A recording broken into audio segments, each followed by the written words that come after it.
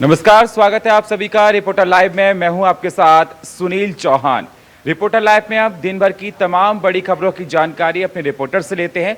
तो चलिए शुरुआत करते हैं रिपोर्टर लाइव की। यौन शोषण के आरोप में घिरे ब्रजभूषण शरण सिंह के दिल्ली पुलिस कोर्ट में ले जाकर या तो क्लोजर रिपोर्ट दे सकती है या उन पर आरोप लगा सकती है और चार्जशीट दाखिल कर सकती है। इसी खबर की अहम जानकारी दे रहे हमारे सहयोगी नितिन चौधरी। भारतीय कुश्ती महासंघ के पूर्व अध्यक्ष ब्रजभूषण शरण के खिलाफ दिल्ली पुलिस ने अपनी जांच तेज कर दी है। बताया जा रहा है कि ब्रजभूषण के खिलाफ जिस तरीके से यौन उत्पीड़न का जो मामला सामने आया था, तो उसको देखते हुए दिल्ली पुलिस इसी सप्ताह अपनी रिपोर्ट कोर्ट में पेश कर सकती है। सूत्रों के मुताबिक दिल्ली पुलिस लगभग जांच पूरी कर चुकी है। जो बाकी रह गई है वो एक से दो दिन में पूरी हो जाएगी। इसलिए कहा जा रहा है कि दिल्ली पुलिस इसी सप्ताह में जाँच रिपोर्ट कोर्ट में सौंप देगी। दिल्ली पुलिस अब तक लगभग 208 लोगों के बयान दर्ज कर चुकी है। दिल्ली पुलिस सांसद ब्रजभूषण के करीबी और घर पर काम करने वाले ड्राइवर से पूछताछ कर बयान चुकी है। महिला पहलवानों द्वारा सांसद ब्रजभूषण पर लगाए गए यौन उत्पीड़न के आरोपों की जांच कर रही दिल्ली पुलिस सांसद के 2 बार बयान दर्ज कर चुकी है। सांसद ब्रजभूषण सिंह ने दोनों बार में पूछताछ में अपने ऊपर लगाए गए आरोपों को सिर से खारिज कर दिया है। सांसद ने यहाँ तक कहा है कि महिला पहलवानों ने जिस तारीख में उनके ऊपर आरोप लगाए हैं, यदि आरोप ढंग से जाँच की जाए तो पता चलेगा कि उसी दिन वह उस जगह पर मौजूद ही नहीं थे। बता दें कि दिल्ली पुलिस ने रविवार 11 जून को भी महिला पहलवानों को नोटिस भेजा था। दिल्ली पुलिस ने नोटिस भेजकर महिला पहलवानों से यौन उत्पीड़न के सबूत ही मांगे थे। दिल्ली पुलिस ने महिला पहलवानों को भेजे गए नोटिस में साफ तौर पर कहा है कि जिस तरीके से ब्रजभूषण के ऊपर आरोप लगाए उसकी जल्दी से जल्दी रिपोर्ट दें। ब्रजभूषण शरण पर सांस की जांच के दौरान स्तन छूने, पेट पर हाथ फेरना और जबरन गले लगाने का आरोप भी लगाया गया है। गौरतलब है कि सांसद ब्रजभूषण पर 7 महिला पहलवानों ने यौन उत्पीड़न करने का भी आरोप लगाया है। महिला पहलवानों में से एक पहलवान नाबालिग है, जिसकी शिकायत पर ब्रजभूषण सिंह के खिलाफ पोक्सो एक्ट का केस दर्ज किया गया है और बाकी शिकायत पर अलग अलग धाराओं में केस दर्ज किया गया है। जिस तरीके से सांसद ब्रजभूषण सिंह के खिलाफ आरोप लगाए गए हैं, तो वहां दिल्ली पुलिस ने पहलवानों को भी नोटिस भेजा है। बताया जा रहा है कि यौन उत्पीड़न मामले में जिस तरीके कहा गया है कि जल्दी से जल्दी अपने सबूत, महिला पहलवानों से कहा है कि जल्दी से जल्दी अपने सबूत भी जो है कोर्ट में पेश करें। उसी के बाद में ब्रजभूषण शरण ने साफ तौर पर कह दिया था कि जिस तरीके से जो आरोप लगाए गए हैं, मैं उस समय उस जगह पर मौजूद नहीं था। कैमरामैन संदीप के साथ मैं नितिन चौधरी, इंडिया वॉइस, दिल्ली। केंद्रीय मंत्री अनुराग ठाकुर और बीजेपी अध्यक्ष जेपी नड्डा कांगड़ा पहुंचे, जहां पर उन्होंने कांग्रेस पर जमकर हमला बोला। इसी को बता रही हमारी सहयोगी दीक्षा चौधरी। आगामी लोकसभा 2024 के चुनावों को लेकर बीजेपी ने अभी से अपनी कमर कस ली है। इसी के चलते हिमाचल प्रदेश के कांगड़ा में के नूरपुर जिले में बीजेपी अध्यक्ष जेपी नड्डा ने एक रैली को संबोधित किया। इस दौरान उन्होंने नूरपुर जिले में 2 बीजेपी कार्यालयों का भी वर्चुअली उद्घाटन किया। इस दौरान उन्हें बीजेपी कार्यकर्ताओं ने उनका जोरदार तरीके से स्वागत किया। इस रैली के साथ ही उनके साथ अनुराग ठाकुर भी मौजूद रहे। इस रैली को संबोधित करते हुए जेपी नड्डा ने कहा कि बीजेपी को छोड़कर सारी विपक्षी पार्टी सत्ता पाने के लिए किसी भी हद तक जा सकती है। इस दौरान उन्होंने विपक्ष पर भी जमकर निशाना साधा। इसके साथ ही अनुराग ठाकुर ने भी कांग्रेस पर जमकर निशाना साधा। उन्होंने कहा कि हिमाचल प्रदेश में कांग्रेस के आने के बाद से विकास की गति कम हो गई है। साथ ही उन्होंने कांग्रेस पर निशाना साधते हुए कहा कि क्या महिलाओं के खाते में 2000 रुपए आ गए? क्या बिजली के बिल में कटौती हो गई? क्या लोगों के बिजली बिल माफ हो गए? इस तरह के कई सवाल अनुराग ठाकुर ने कांग्रेस पर निशाना साधते हुए कहे। उन्होंने कहा कि हिमाचल में कांग्रेस की सत्ता आने के बाद लोगों के किए गए वादे पूरे नहीं किए गए। कैमरामैन निक्की के साथ दीक्षा चौधरी, इंडिया। किसानों ने एक बार फिर से सरकार के खिलाफ मोर्चा खोल दिया है। इसी खबर की अहम जानकारी दे रही हैं हमारी सहयोगी स्वीटी दीक्षित। तो एक बार फिर से वही तस्वीर निकल के सामने आ रही है आज, जो कुछ सालों पहले दिल्ली के तमाम बॉर्डर पे देखने को मिलती। जी हाँ, किसान आंदोलन, अब एनएच पे किसान आंदोलन शुरू हो चुका है। बता दें कि दिल्ली टू चंडीगढ़ और जम्मू टू दिल्ली जाने वाले नेशनल हाईवे पर किसान लगातार जाम किए हुए हैं। राकेश टिकैत पहुंचे हैं और राकेश टिकैत की एक ही मांग है कि जो पिछले दिनों हरियाणा के कुरुक्षेत्र में जाम किया गया था किसानों की तरफ से एमएसपी सूरजमुखी के बीज को लेकर एमएसपी की मांग पे वो लगातार अड़े खड़े हुए थे उनके ऊपर लाठीचार्ज किया गया था, डंडे मारे गए थे, किसानों को वहां से हटाया गया था, छावनी में तब्दील किया गया था। और वही तस्वीरें जब देखी गई थी और कई ऐसे किसान हैं जिनको हिरासत में लिया गया था। इसके बाद से अब राकेश टिकैत ने उस समय आह्वान किया था कि एक बार फिर से यही आंदोलन होगा और देखिए यही तस्वीरें निकल के सामने आ रही है। और इस पे राकेश टिकैत ने साफ तौर पे कह दिया, बात सिर्फ सूरजमुखी के एमएसपी को लेकर नहीं है, बात उन किसानों की है जो जेल में इस वक्त बंद है। हरियाणा सरकार उनको छोड़े, गुरमीत चडूनी को, उनके साथ जो 8 किसान और जेल में बंद है उनको छोड़ा जाए और कहा जाए कि इस तरीके की बदसलूकी एक बार फिर से किसानों के साथ नहीं की जाएगी। इसी के साथ तमाम किसानों की तरफ से ये भी कहना है कि ना सिर्फ सूरजमुखी के बीज को लेकर एमएसपी तय की जाए, बल्कि ये भी तय किया जाए कि एमएसपी की गारंटी देने के बाद, एमएसपी का जो एमएसपी लागू करने के बाद उससे पीछे हट जाते हैं सरकार, लेकिन एमएसपी गारंटी के लिए भी कोई कानून लाया जाए। और जब तक हमारी मांगे नहीं मांगी जाएगी, जब तक हमारी मांगे नहीं सुनी जाएगी, तब तक इस तरीके की हम यहीं पे बैठे रहेंगे। इसी के साथ राकेश टिकैत ने साफ तौर पे कह दिया कि हम जाम नहीं लगा रहे, हम सिर्फ यहाँ पे बैठे हैं, ना हम किसी यातायात को बाधित कर रहे हैं। और इसी के साथ बता दें कि कई रूट डाइवर्ट कर दिए गए हैं क्योंकि जाम अब लगातार बढ़ते जा रहा है। सिनेरियो निकल के सामने आ रहा है। राकेश टिकैत समेत कई किसान जो है एनएच पे, नेशनल हाईवे पे बैठे हुए हैं, वो तस्वीरें निकल के सामने आ रही है। और आपको बता दें कि राकेश टिकैत ने कहा है जब तक उनको जेल से बाहर नहीं निकाला जाएगा, जब तक सूरजमुखी के बीच की एमएसपी नहीं तय होगी, तब तक ये आंदोलन चलता रहेगा। और इसी के साथ इलाका पूरा छावनी में तब्दील हो चुका है। पुलिस भी भारी संख्या में वहां पे तैनात है। कैमरा पर्सन संदीप के साथ स्वीटी दीक्षित, इंडिया वॉइस। आकांक्षा दुबे मामले में आकांक्षा की मां ने सीएम योगी आदित्यनाथ से मुलाकात की, उनसे बात की। इसी खबर को बता रहे हमारे सहयोगी विकास चौबे। भोजपुरी की दिवंगत एक्ट्रेस आकांक्षा दुबे केस में अब नया मोड़ सामने आया है। हाल ही में मधु दुबे, जो कि आकांक्षा दुबे की मां है और इस केस में वादिनी भी हैं, उन्होंने सूबे के मुख्यमंत्री योगी आदित्यनाथ से मुलाकात की और इस बात को लेकर उन्होंने ये गुहार लगाई उनसे कि उनकी बेटी को न्याय मिले और इस मामले में जो भी दोषी हैं उनको सख्त सजा मिले।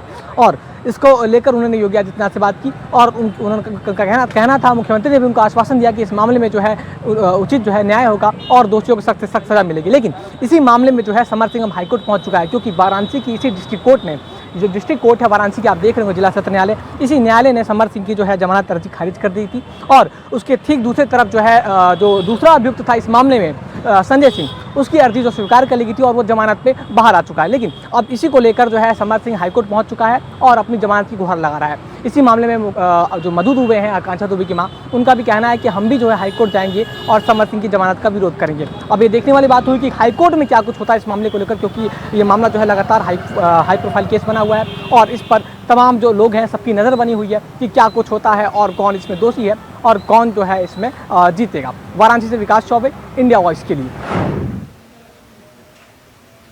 पीएम नरेंद्र मोदी ने तूफान चक्रवात को लेकर समीक्षा बैठक की, जिसमें तमाम पहलुओं पर चर्चा की गई। इसी खबर की अहम जानकारी दे रहे हैं हमारे सहयोगी विशाल मिश्रा। तूफान बिपरजॉय से निपटने के लिए आज समीक्षा बैठक की। इस दौरान उन्होंने प्रशासन से अलर्ट रहने के निर्देश भी दिए हैं और खासकर मौसम विभाग भी इसको लेकर के काफ़ी अलर्ट है। मौसम विभाग ने कहा है कि इस चक्रवाती तूफान से भारी बारिश होने की संभावना है। गुजरात के तटीय क्षेत्र में ये तूफान टकराएगा, जिसको लेकर के गुजरात प्रशासन भी अलर्ट मोड पर है और उसके आसपास जो राज्य सटे हुए हैं वो भी अलर्ट मोड पर है। अधिकारियों ने सोमवार को कहा कि गुजरात के दक्षिण और उत्तरी तटों पर मछली पकड़ने की गतिविधियों को निलंबित कर दिया गया है। अधिकारी गंभीर चक्रवाती तूफान बिपरजॉय के सौराष्ट्र कच्छ तटों के साथ टकराने की संभावना के मद्देनजर लोगों को समुद्र से निकाल रहे हैं। तटीय देवभूमि द्वारका अधिकारियों ने कहा है कि अब तक करीब 1300 लोगों को सुरक्षित स्थानों पर पहुंचाया गया है। दरअसल चक्रवाती तूफान बिपरजॉय आने वाले समय में विकराल रूप धारण करने वाला है। मौसम विभाग ने इसे लेकर अलर्ट भी जारी कर दिया है। चक्रवाती तूफान के 15 जून तक सौराष्ट्र और कच्छ तटों से टकराने की संभावना जताई जा रही है। भारत मौसम विज्ञान विभाग ने रविवार को कहा कि बिपरजॉय चक्रवात अत्यंत गंभीर चक्रवाती तूफान में बदल गया है। ये 15 जून की दोपहर के आसपास सौराष्ट्र कच्छ और इससे सटे पाकिस्तान के तटों से गुजर सकता है। तो चक्रवाती तूफान बिपरजॉय को लेकर के आज प्रधानमंत्री मोदी ने समीक्षा बैठक की है और अधिकारियों को ये साफ निर्देशित किया है कि इसको लेकर के आप लोग अलर्ट मोड पर रहें। खासकर गुजरात के तटीय क्षेत्र में ये 15 जून को टकराएगा, जिसको लेकर के वहाँ प्रशासन भी अलर्ट मोड पर है और वहाँ के लोगों को जो समुद्र से सटे हुए गांव हैं उनको भी सुरक्षित स्थानों पर पहुंचाया गया है। कैमरामैन निकी के साथ विशाल मिश्रा, इंडिया वॉइस। देवरिया को सीएम योगी और केंद्रीय मंत्री नितिन गडकरी ने अहम सौगात दी है। इसी खबर को बता रहे हैं हमारे सहयोगी घनश्याम मिश्रा। आज नितिन गडकरी और प्रदेश के सीएम योगी आदित्यनाथ ने देवरिया जिले को 6000 करोड़ की लागत से बाईपास और फलेपुर बाईपास विभिन्न मार्गों का शिलान्यास किया, तो वही कहीं लोकार्पण किया है। और अब बता दें कि यहाँ आज कई दिनों से उनके जो प्रस्तावित कार्यक्रम थे वो कार्यक्रम को लेकर पूरी तैयारी थी और तैयारी के साथ ही आज 6000 करोड़ लागत की कई परियोजनाओं का उन्होंने लोकार्पण और शिलान्यास किया। Ghanshyam, India voice, Deoria. प्रतापगढ़ में दूसरे दौरे में सीएम योगी ने और केंद्रीय मंत्री ने प्रतापगढ़ को अहम सौगात दी है। क्या सौगात दी है, इसी को बता रहे हमारे संवाददाता सिद्धार्थ सिंह। प्रतापगढ़ के 1 दिवसीय दौरे पर आज सीएम योगी आदित्यनाथ और केंद्रीय मंत्री नितिन गडकरी पहुंचे। उन्होंने आज प्रतापगढ़ वासियों को सौगात दी का 550 करोड़ की जो परियोजनाएं उनका भूमि पूजन उन्होंने शिलान्यास किया गया। सबसे महत्वपूर्ण चीज़ ये रही, मंच के दौरान लगातार योगी आदित्यनाथ पिछली सपा सरकार के कानून व्यवस्था पर सवाल उठाया। उन्होंने कहा कानून व्यवस्था गड़बड़ थी, इसलिए कहीं ना कहीं इन्वेस्टर नहीं आते थे। अब देखिए सबसे महत्वपूर्ण चीज़ ये है, अब इन्वेस्टर आने लगे हैं, हमने कानून व्यवस्था में सुधार किया। और उन्होंने कहा कि कल G20 के सम्मेलन के दौरान लगातार जिस तरीके से अविरल गंगा को देखकर जो विदेशी मेहमान थे वो भी अभिभूत थे। तो कहीं ना कहीं काफ़ी महत्वपूर्ण चीज़ ये है, कानून व्यवस्था में सुधार किया गया, सड़कें अच्छी हुई, अब लोगों को रोजगार भी मिल रहा है। उसके बाद मंच पर नितिन गडकरी ने भाषण के दौरान योगी आदित्यनाथ की जमकर तारीफ की। कहा जिस तरीके से किसानों की उन्नति के लिए सरकार काम कर रही है, यूपी सरकार, तो कहीं ना कहीं इसी सीख लेकर हमने भी अपने क्षेत्र में काम किया। तो कहीं ना कहीं आज प्रतापगढ़ वासियों के लिए बड़ा दिन रहा और काफ़ी सौगातें दी गई। Siddharth Pratap Singh, India voice, Pratapgarh. बस्ती में एक बार फिर से रिश्ते शर्मसार हुए हैं। इसी खबर की अहम जानकारी दे रहे हैं हमारे संवाददाता बबुंदर यादव। बाप को उतारा मौत के घाट। आपको बता दें, लालगंज थाना क्षेत्र के शोभनपार गांव का मामला है, जहां पर एक बेटा अपने बाप को कुदाल से सर पर वार करता है और बाप की मौत हो जाती है। आपको बताना चाहता हूं ये इस घटना का अंजाम के पीछे क्या है। माना जा रहा है जिस तरीके से ये बाप जो कि बुद्धिराम 65 वर्षीय, वो बैंक से खेत के नाम पर जो खेत KCC होती है, किसान क्रेडिट कार्ड, जो कि 40,000 रुपये लोन ले लिए थे। तो वहीं बेटा सुधीर लगातार अपने पिता बुद्धिराम से पर जो है दबाव बना रहा था कि आप बैंक का जो कर्ज है उसको जमा कर दीजिए।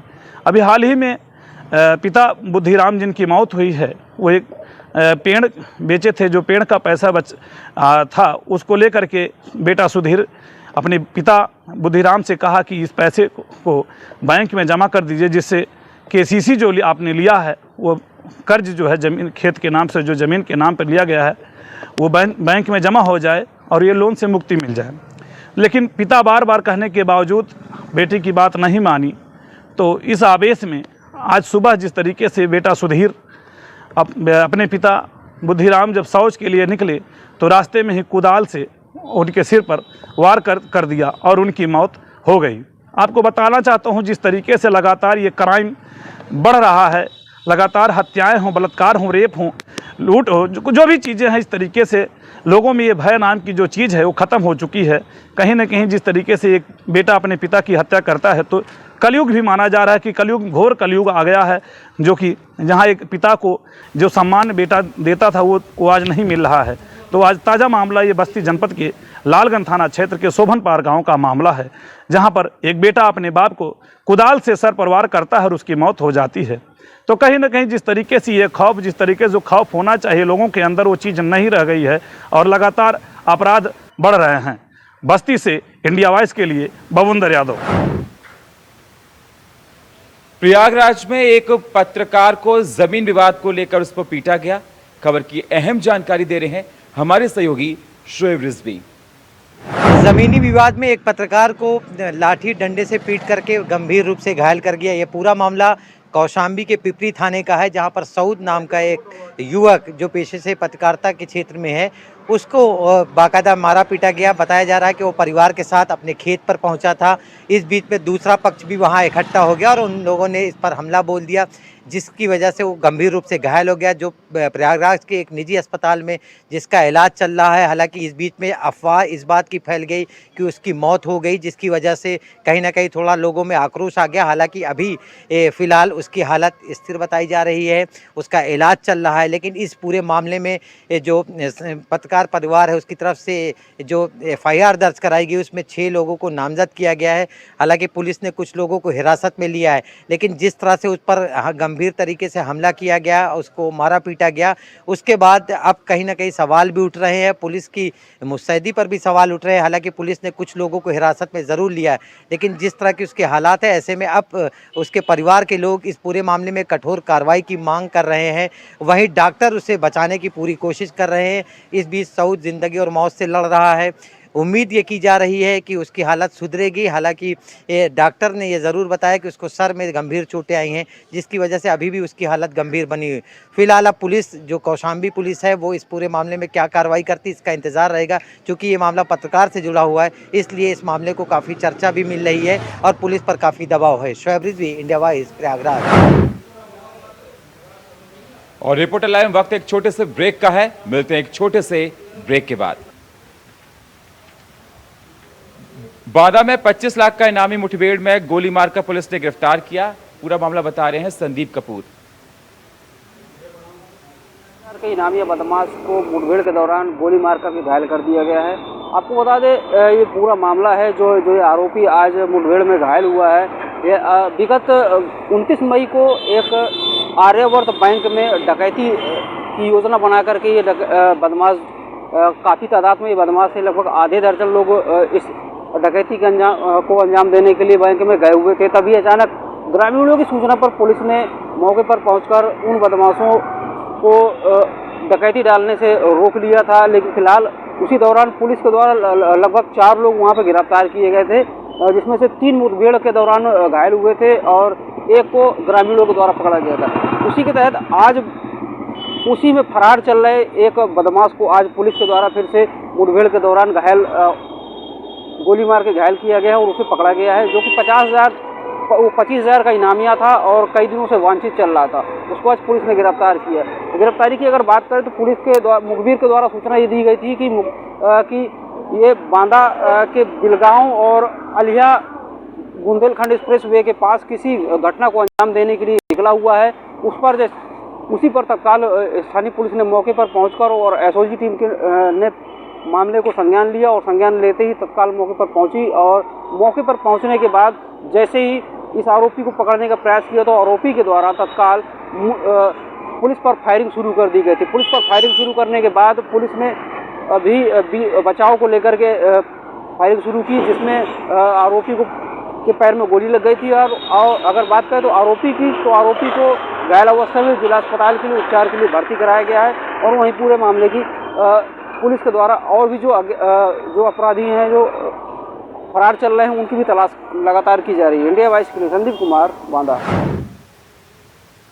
सिद्धार्थनगर में दलित महिला का बहला फुसलाकर धर्म परिवर्तन कराया गया।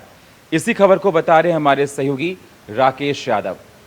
सिद्धार्थनगर जिले के मिसरौलिया थाना क्षेत्र के एक गांव का मामला है। दलित महिला को बहला फुसलाकर एक युवक जो शादीशुदा है उसे बहला फुसलाकर मुंबई ले जाता है, उसका धर्म परिवर्तन करवा देता है।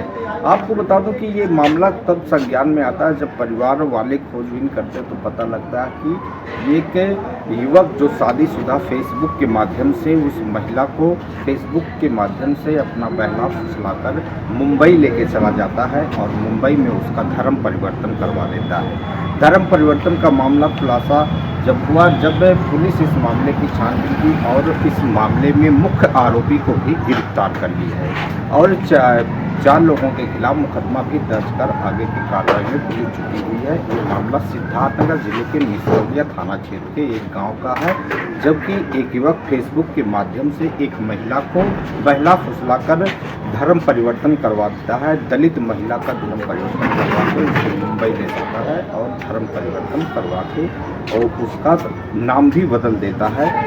मामला सिद्धार्थनगर जिले के मिसरौलिया थाना क्षेत्र के एक गांव का है। सिद्धार्थनगर से राकेश यादव, इंडिया वाइज। बदायूं में घर जा रहे पुलिस वाले की संदिग्ध परिस्थितियों में मौत हो गई।